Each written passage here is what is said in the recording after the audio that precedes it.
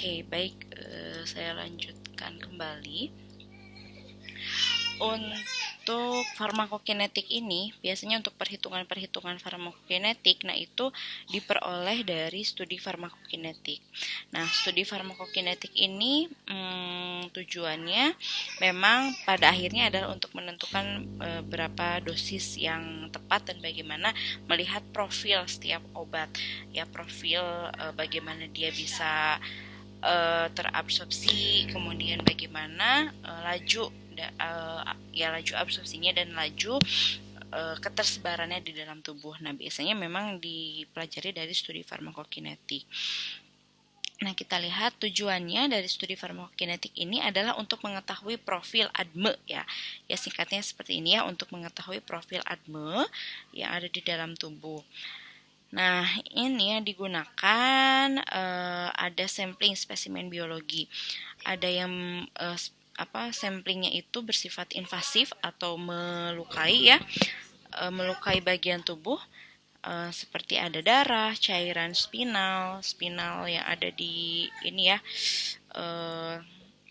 Kalau cerebrospinal berarti yang ada di otak gitu ya. Kemudian kalau yang spinal bisa diambil juga dari area di misalnya sumsum tulang.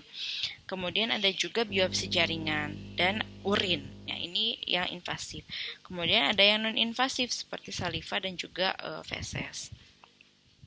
Nah, prosesnya kalau studi farmakokinetik, nah misalnya ada sejumlah dosis obat ini diberikan kepada baik itu bisa hewan percobaan ya, bisa tikus, anjing, kera, bahkan juga bisa kelinci dan lain-lain.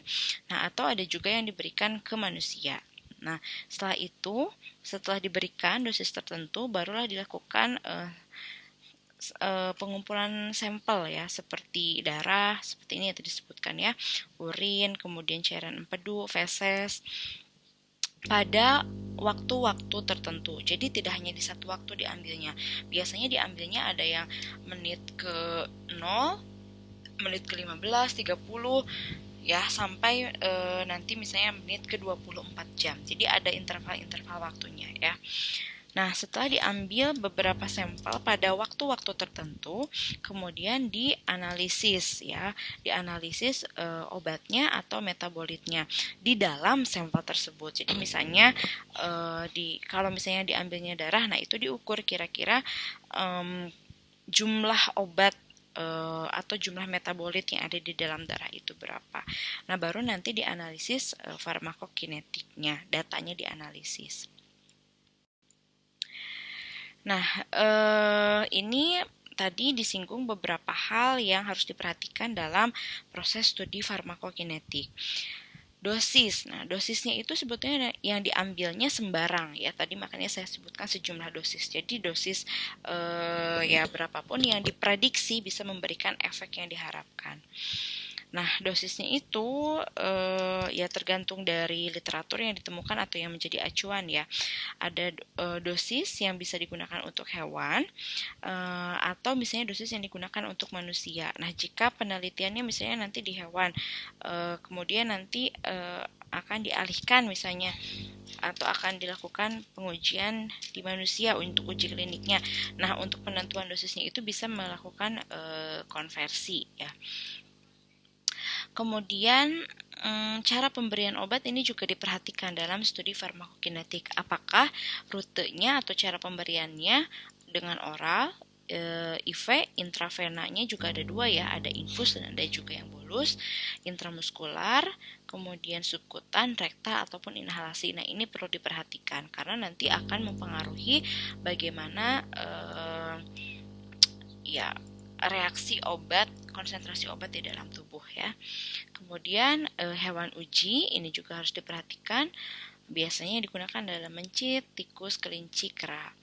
Dan ini volume maksimum ya, ini merupakan volume obat maksimum yang dapat diberikan yang tidak boleh mengganggu sistem homeostasis dari tubuh. Atau ini disesuaikan volumenya dengan volume organ yang dapat yang masih bisa menampung sediaan. Nah, ini hal-hal lain yang berkaitan dengan studi farmakokinetik. Ada sampel hayati. Nah, artinya sampel hayati itu adalah ya sampel yang akan digunakan untuk dianalisis seperti darah, serum gitu ya. Tadi sudah saya singgung ya. Kemudian ini analisis yang biasanya dilakukan untuk analisis farmakokinetik obat. Jadi ada analisis spesifisitas, sensitivitas, akurasi, presisi, kemudian kurva baku. Nah, metode yang akan digunakan untuk analisis harus memenuhi ini, ya. Kemudian setelah metode yang tadi digunakan itu ada established dan bisa digunakan ya dan sudah tervalidasi, barulah kita akan menerjemahkan data-data yang ada menjadi model farmakokinetik ya. Baru setelah itu kita bisa menghitung parameter farmakokinetik. Nah, parameter farmakokinetik itu seperti MEC, MTC, kemudian intensitas, durasi onset, Cmax, Tmax, AUC, area under the curve, tes tengah, dan ini ya volume distribusi. Nah, ini yang akan nanti kita bahas. Jadi gambarannya mudahnya seperti inilah. Misalnya ingin melihat profil absorpsi dari obat obat A misalnya ya. Nah, untuk melihat profil absorpsi dari obat A tersebut, nah nanti tentu obat tersebut harus diberikan kan ya ke hewan uji ya, baik itu tadi bisa juga ya di manusia ya, diberikan pokoknya ke subjek uji. Nah, setelah diberikan itu diambil sampelnya, ini sampel hayati diambil dalam beberapa waktu tertentu. Nah, nanti si sampel hayati ini kan harus diuji karena kan kita tidak bisa misalnya setelah mengambil darah tidak bisa langsung tahu ini kadar obat di dalam darahnya itu ada berapa miligram per desiliter. Nah, tidak bisa langsung tahu seperti itu kan. Jadi harus dianalisis si kadarnya. Tentu dianalisisnya itu dengan instrumen-instrumen tertentu. Nah, si instrumennya itu harus ini valid, ya harus sensitif, harus spesifik, harus akurat, dan juga presisi. Misalnya, dianalisisnya itu dengan spektrofotometer UV vis. Nah, berarti alat yang digunakan itu ya harus akurat, harus presisi juga gitu. Dan misalnya untuk akurat, untuk bisa mencapai akurat atau presisi ya tentu bisa dikalibrasi misalnya seperti itu. Nah, kalau alatnya sudah akurat ya, jadi kita mendapatkan informasi mengenai kadar obat di dalam darahnya itu sudah bisa terpercaya, sehingga setelah kita mendapatkan data barulah kita bisa membuat pemetaan datanya, dan kita bisa menentukan parameter-parameter farmakokinetik. Tadi parameternya seperti yang saya singgung di sini ya. Nah, ada MEC, minimum effective concentration, MTC, minimum toxic concentration, jadi jumlah atau konsentrasi minimal, bukan jumlah ya, tapi konsentrasi minimal yang bisa menyebabkan efek toksik. Kemudian ada CP itu adalah konsentrasi pada waktu tertentu, intensitas, durasi, onset. Cmax adalah konsentrasi maksimum, Tmax adalah waktu yang diperlukan untuk mencapai konsentrasi maksimum, AUC itu adalah area under the curve, jadi area yang ada di bawah kurva tadi yang kalau misalnya kita ingat tadi kurva farmakokinetik kan yang melengkung, nah itu adalah area under the curve. Kemudian ada T setengah atau waktu paruh ya. Waktu paruh itu adalah waktu yang diperlukan untuk obat itu bisa tereliminasi setengahnya dari dalam tubuh. Kemudian ada VD, volume distribusi ya. Oke, kita lanjutkan. Nah, jadi ini adalah beberapa cara interpretasi ya. Jadi dari data farmakokinetik itu kita akan mengetahui berapa kecepatan obat yang bisa dilepas dari sediaan.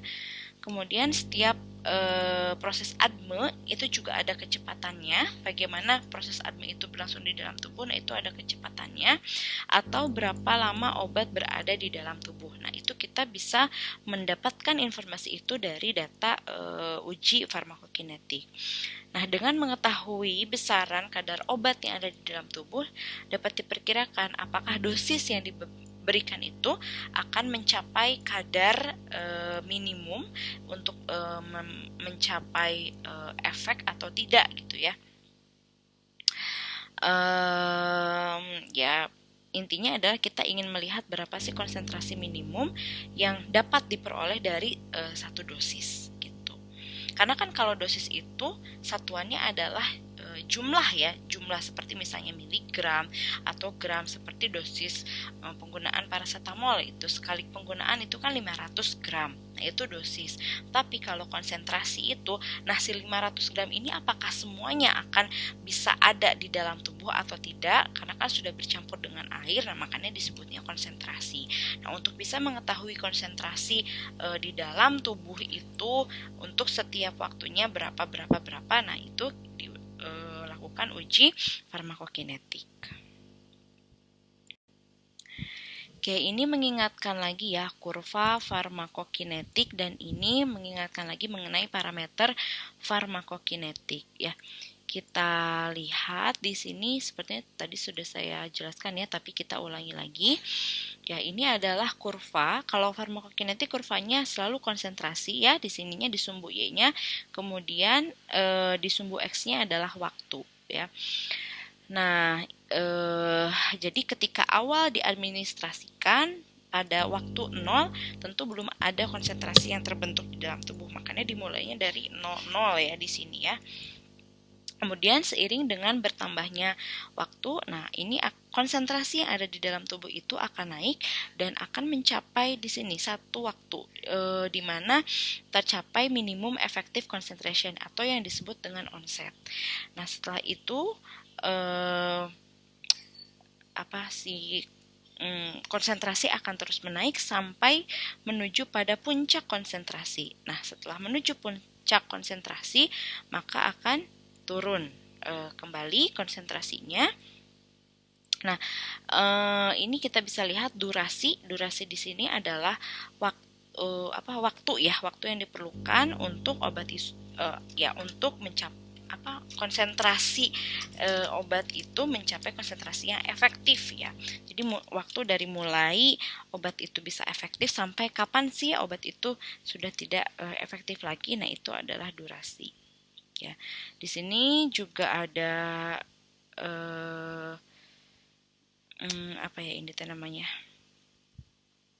intensity ya. Oh, ini kursornya menghilang. Bentar ya. Nah, ini ada intensity. Intensity itu merupakan intensitas dari ini ya, kita lihat berapa jarak nih dari minimum concentration yang bisa dicapai sampai puncak konsentrasi. Nah, itu adalah intensitasnya. Nah, biasanya dari intensitas ini menunjukkan efikasi ya dari suatu obat. Kemudian kalau melihat ini ya, jendela terapeutik yang sudah saya singgung tadi, berapa sih jarak antara minimum effective concentration dengan ini bisa maksimum safe concentration atau minimum toxic ya.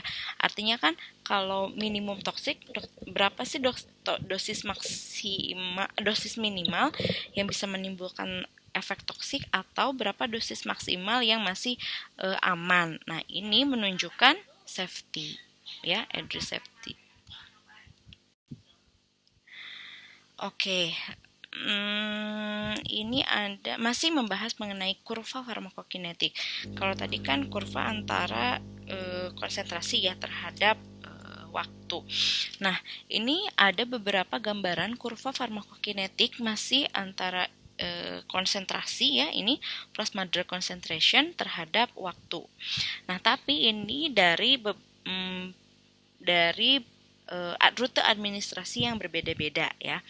Nah, kalau yang misalnya ini dulu nih yang turun, ini adalah IV bolus loading dose. Nah, kalau IV bolus loading dose dia itu tidak memerlukan adanya absorpsi, karena kan langsung disuntikan ke vena ya, karena kan intravena, jadi langsung disuntikan ke vena, dia itu langsung masuk ke peredaran darah, makanya tidak perlu proses absorpsi. Jadi artinya dia tidak mulai dari nol ya ketika di titik mulai konsentrasinya itu tidak dari nol ketika di waktu pertama kali disuntikan, ya, karena ketika disuntikan kan langsung masuk ke dalam peredaran tubuh, ya.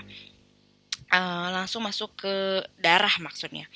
Jadi ketika disuntikan dia itu mulainya dari atas, makanya si kurvanya itu akan turun. Ya, ini untuk IV bolus yang loading dose. Nah, kalau IV yang infus itu karena dia itu sudah dicampurkan, ya, infus maksudnya tidak hanya si obatnya saja, tapi dia itu dicampurkan dengan pembawanya, ya, dimana pembawanya itu merupakan larutan infus atau cairan infus. Maka ketika si infusan itu diteteskan, ya, tidak akan langsung konsentrasi obatnya itu mencapai konsentrasi obat yang minimum, ya, yang bisa memberikan efek. Jadi kalau yang infus itu sama ya pada umumnya ya seperti tadi yang ditunjukkan, jadi dia itu naik. Kemudian kalau yang ini adalah IV infus dengan adanya loading dose. Jadi dia itu loading dose kan tadi saya bilang kalau loading dose itu ya, kalau IV bolus yang loading dose dia itu mulai konsentrasinya itu bukan mulainya dari nol, karena ketika disuntikan dia langsung ada di peredaran darah gitu ya. Jadi dia itu akan mulai dari atas gitu ya, ada nilainya, dan ini ditambah dengan infus. Jadi yang harusnya ini turun kan, yang IV bolus ini turun harusnya, tapi karena dia itu ditambah dengan infus, jadi dia akan tetap dijaga konsentrasinya. Nah, sampai di sini akhirnya mencapai kondisi steady state. Nah, kondisi steady state itu artinya adalah kondisi yang dimana konsentrasinya itu sudah tidak akan bertambah lagi. Jadi dia itu akan steady state, standar berada di konsentrasi itu. Oke, nah ini ya tadi sudah saya jelaskan nih, yang kalau yang bolus itu langsung turun, kemudian kalau yang infus dia itu naik perlahan sampai akhirnya mencapai kondisi steady state. Oke,